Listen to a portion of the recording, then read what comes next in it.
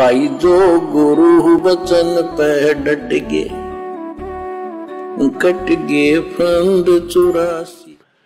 नशा तथा जुआ निषेध, इसके अलावा मुसलमान धर्म में और किन किन बातों की सख्त हिदायत दी गई है जो आज 90% मुसलमान भी फॉलो नहीं कर रहे।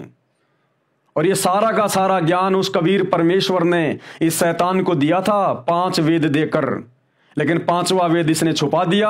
4 वेद इसने ब्रह्मा को दे दिए, ब्रह्मा ने फिर ये नीचे दे दिए। कुछ काल ने आयतें उतार दी मुसलमान धर्म के नबियों पर।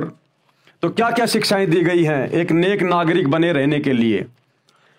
सूर अल बकरा नंबर 2 आयत नंबर 219, शराब तथा जुए में बड़ी खराबी है, महापाप है। शराब और जुए में बड़ी खराबी है। परमात्मा बहुत नाराज होता है, सतगुरु बहुत नाराज होता है जो व्यक्ति शराब पीता है या जुआ खेलता है, क्योंकि इन जगहों पर शैतान का निवास है, काल निवास करता है इन जगहों पर। हमने महाभारत के राजा परीक्षित की कथा तो सुनी होगी ना, उसमें काल ने इन जगहों पर निवास करने की आज्ञा मान रखी है। तो जहां पर शराब का कारोबार होता है, शराब जहां पर पिलाई जाती है, जैसे दारू के ठेके, दारू की फैक्ट्रियां, बियर बार वगैरह, ये क्लब वगैरह, यहां पर शैतान का वास होता है। कब किसके साथ में झगड़ा हो जाए, कब कोई किसको गोली मार दे, लठ मार दे, कोई भरोसा नहीं। और जुआ, आजकल ये जो शेयर मार्केट है इसको जुआ कहते हैं। जुए का दूसरा नाम है शेयर मार्केट। तो सच्चे खुदा की सच्ची इबादत करने वाले भक्तों को शेयर मार्केट से दूर रहना चाहिए। ये एक रिस्क है, जुआ है ये जुआ, जहां पहले आप जी पैसे लगाते हैं और इस उम्मीद में कि मेरे पैसे घर बैठे बैठे डबल टिबल चौबल हो जाएंगे, और यदि पैसा डूब गया तो निराश होकर माथा पकड़ के बैठ जाओ, आत्महत्या कर लो, सुसाइड कर लो। तो ये जुआ है। ऐसी जगहों पर शैतान निवास करता है। तो भगत ने इन चीजों के आसपास भी नहीं होना चाहिए। दूसरा, ब्याज लेना पाप है। किसी भी धर्म के व्यक्ति के लिए ब्याज लेना पाप है।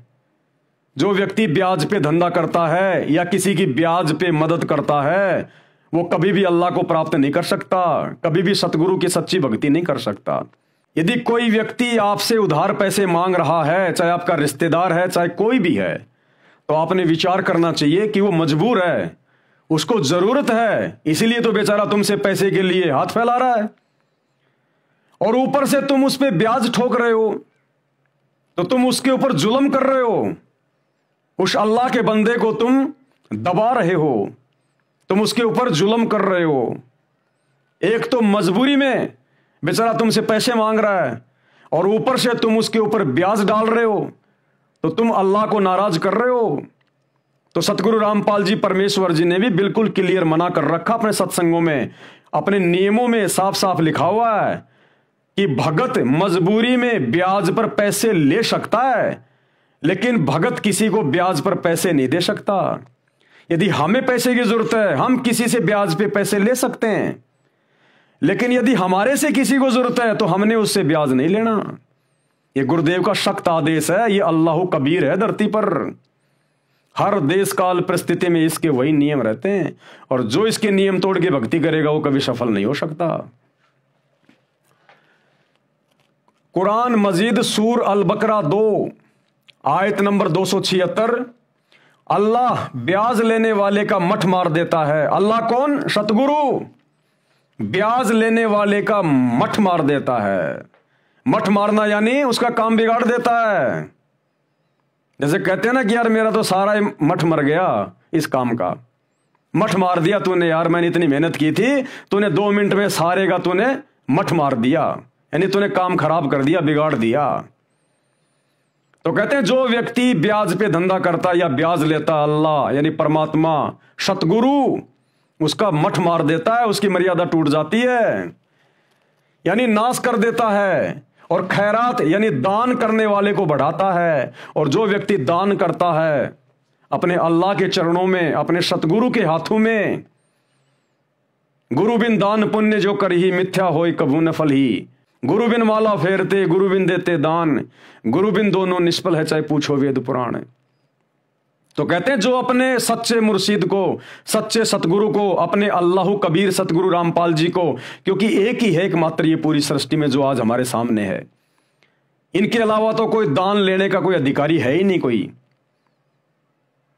तो कहते हैं केवल उन्हीं को दान देना चाहिए, और दान देने से तेरे जीवन में बढ़ोतरी होगी, तेरे धन में बढ़ोतरी होगी। और खैरात यानी दान करने वालों को बढ़ाता है, और अल्लाह किसी नाशुक्रे बुरे अमल वाले इंसान को पसंद नहीं करता। सूर अल बकरा 2 आयत नंबर 277। हां, जो लोग ईमान लाए हैं, यानी जिन लोगों ने नाम उपदेश ले लिया उस अल्लाह से, सतगुरु रामपाल जी से, जो वर्तमान में आए हुए हैं। ईमान लाने का मतलब है आपने किसी को सतगुरु का ज्ञान समझाया और उसने आपकी बात को मान लिया और सतगुरु से उपदेश ले लिया, तो उसने अपने अल्लाह के ऊपर अपना ईमान ले आया। ईमान लाने का मतलब है उसने विश्वास कर लिया, वो शरण में आ गया, यानी वो भगत बन गया। हां, जो लोग ईमान लाए हैं और अच्छे कर्म करें और नमाज कायम करें, यानी शुभ कर्म करें, गुरुजी ने जो मर्यादा बता दी उन मर्यादाओं में रहें, और नमाज कायम करें यानी तीनों समय की आरती करें, और जकात यानी दान करें, उनका बदला बेशक उनके रब के पास है, उनके लिए किसी खौफ, भय और रंज का मौका नहीं है। सूर अल बकरा 2 आयत नंबर 278। ऐ लोगो जो ईमान लाए हैं, यानी जिन्होंने नाम दीक्षा ले ली सतगुरु रामपाल जी से, अल्लाह कबीर से, अल्लाह से डरो, और जो कुछ तुम्हारा ब्याज लोगों पर बाकी रह गया है उसे छोड़ दो, अगर वास्तव में तुम ईमान लाए हो।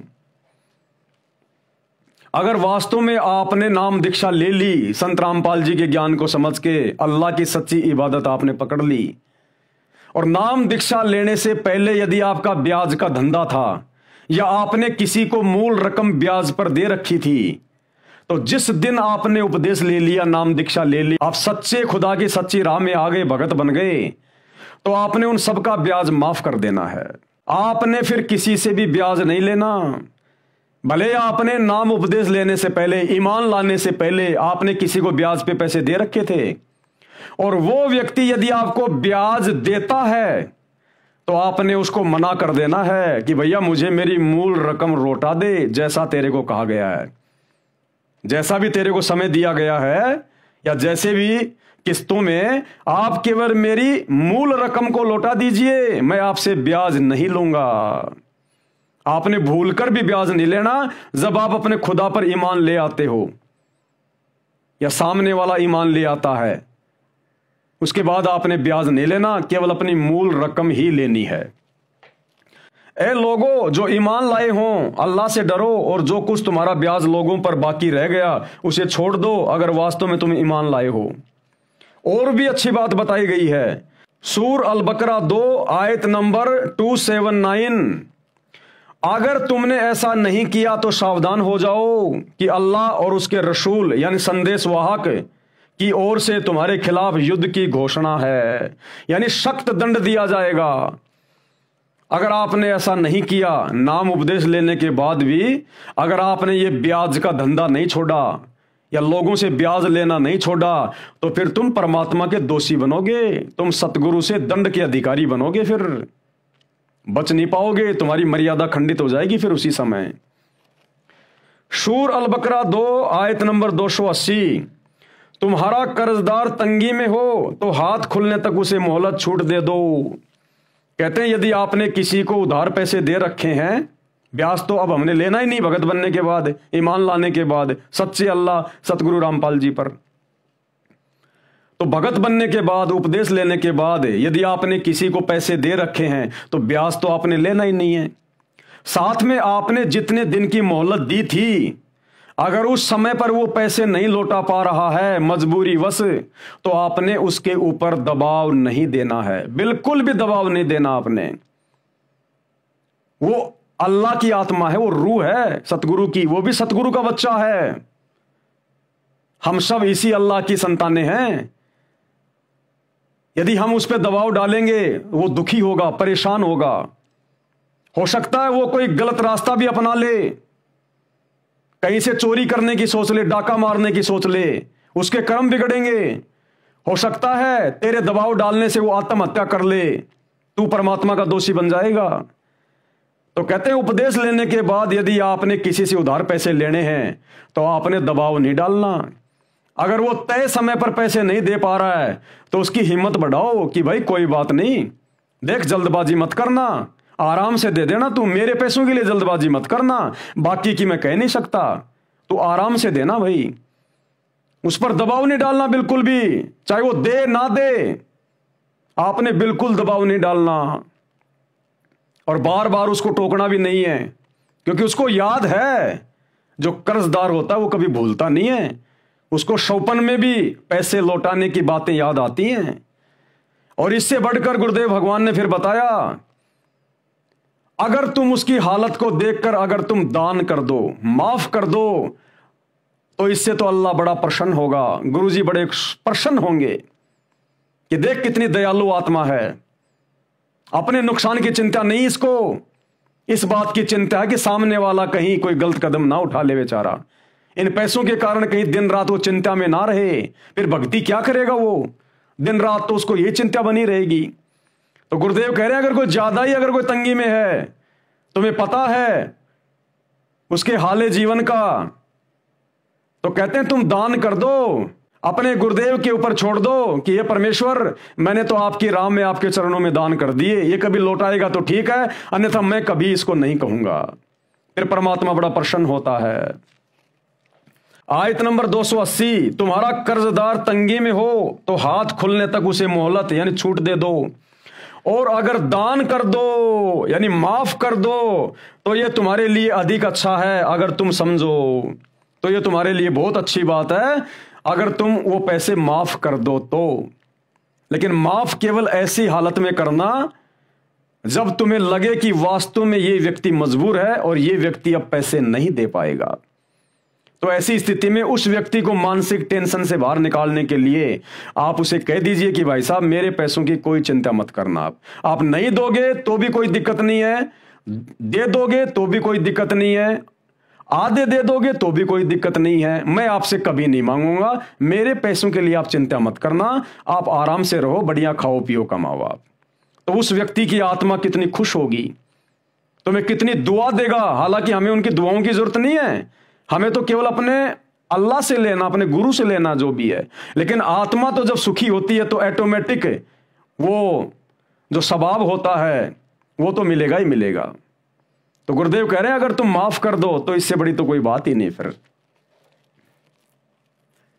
जकात यानी दान करना चाहिए।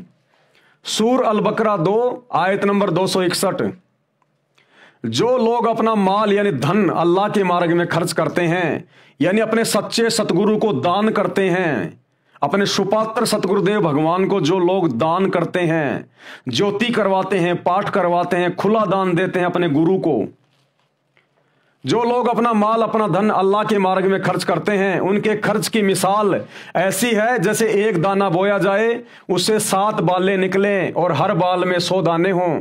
इस तरह अल्लाह जिसके कर्म को चाहता है बढ़ोतरी प्रदान करता है, वह समाई वाला भी है और सर्वज्ञ भी है। अब यहां पर यह मस्जिदों में जाकर मुल्ला मौलवियों को या मंदिरों में जाकर पुजारियों को दान करने की बात नहीं हो रही है, यह दान अल्लाह को करने की हो रही है। और अल्लाह कबीर वो सच्चे मुर्शिद के रूप में धरती पे आता है। वो अल्लाह मंदिरों में नहीं बैठता, वो मस्जिदों में नहीं बैठता, वो जानवर नहीं है जो मुल्ला मौलवियों ने या पंडितों ने उसको रस्सियों से मंदिरों में मस्जिदों में बांध रखा होगा, केवल वही मिलेगा। वो तो कण कण में है और संत रूप में धरती पर आया हुआ है, सतगुरु रामपाल जी के रूप में। इस अल्लाह को वर्तमान में दान करने की बात हो रही है।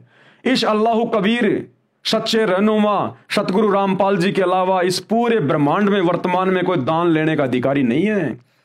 अगर आप किसी अन्य को दान दे रहे हैं, मंदिर में, मस्जिद में, चर्च में, गुरुद्वारों में, मुल्ला मौलवियों को, पंडितों को, नकली धर्मगुरुओं को, आप अल्लाह के दोषी हो रहे हैं, क्योंकि वो कुपात्र हैं। कुपात्र वो आपके दान धर्म का कभी भी सदुपयोग नहीं कर सकते, और यदि आपके धन का दुरुपयोग हुआ तो फिर नुकसान आपको भी उठाना पड़ेगा। परमेश्वर बताते हैं कि एक व्यक्ति ने एक भिखारी की झूठी कहानी पर आत्म विभोर होकर उसको 100 रुपए दे दिए। बाकी दिन वो भिखारी आधा बोतल पीता था, उस दिन पूरी बोतल ले आया। ज्यादा नशा हो गया, घर पर आकर उसने बच्चों के साथ में मारपीट कर दी, ज्यादा मारपीट कर दी। उसकी पत्नी अपने 2 छोटे छोटे बच्चों को लेकर कुएं में कूद गई। उस महाशय के 100 रुपए के दान ने जो आंख बंद करके दे दिया, उसने कुपात्र को दे दिया। उस 100 रुपए के दान ने एक परिवार को तबाह कर दिया। तो वर्तमान में इस पूरी पृथ्वी पर, पूरी कायनात में वो अल्लाह अकबर ही है जिसको दान करना चाहिए। और वो अल्लाह अकबर वर्तमान में सतगुरु रामपाल जी के रूप में धरती पे प्रकट है। उनके बेटा बेटी को भी दान नहीं करना चाहिए, यानी सतगुरु रामपाल जी के बेटा बेटी भी सुपात्र नहीं है, उनके रिश्तेदारों को भी दान नहीं करना चाहिए। केवल अपने गुरु के हाथों में दान देना चाहिए, तब जाकर आपका दान सही ठोर ठिकाने लगेगा। और तब उसके बदले में गुरुदेव भगवान आपको अनंत गुना देंगे। जैसे एक गेहूं का बीज जमीन में डाला जाता है, वो एक बाल बन के खड़ा होता है और एक बाल में 100 दाने होते हैं। तो यदि सच्चे सतगुरु को दान किया जाएगा, सुपात्र को, अल्लाह कबीर को, तो वो दान आपका फलेगा। जो लोग अपना माल यानी धन अल्लाह के मार्ग में खर्च करते हैं, उनके खर्च की मिसाल ऐसी है जैसे एक दाना बोया जाए, उसे 7 बालें निकलें और हर बाल में 100 दाने हों। इस तरह अल्लाह जिसके कर्म को चाहता है बढ़ोतरी प्रदान करता है। वह सफाई वाला भी है और सर्वज्ञ भी है, सब कुछ जानने वाला है। सूर अल बकरा 2 आयत नंबर 262।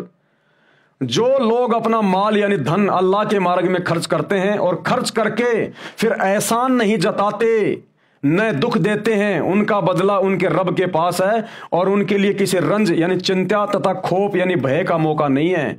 यानी उसको कोई चिंता तथा भय की आवश्यकता नहीं है। परमात्मा उनकी रक्षा करता है, धन भी वृद्धि करता है।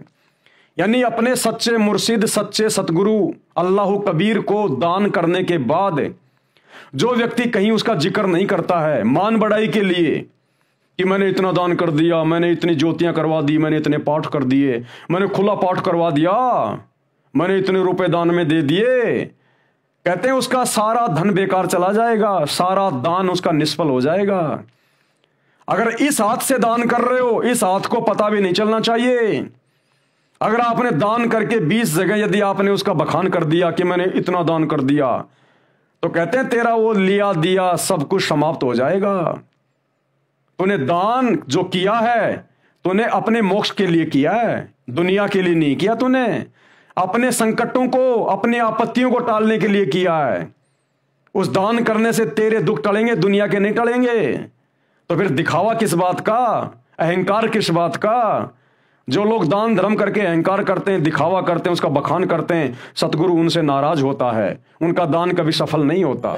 जो गुरु बचन पे डट के कट गे फंद 84 के, कट गे फंद 84 के, कट गे फंद 84 के।